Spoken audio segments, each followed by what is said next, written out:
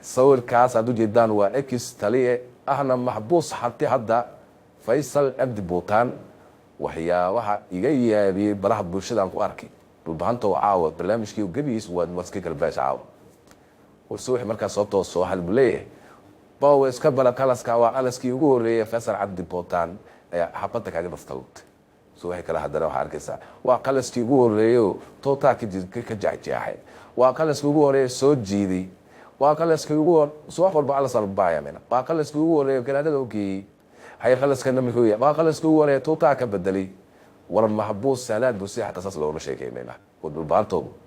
yaalan dad mayn inay hanjilno maxbuus iyo qaba jilla bas waakin dagaal ugu horeeyay maxabis oo qabsadaan kan sawirkaas aad u jeedaan waa ex taliye ahna maxbuus xabti hadda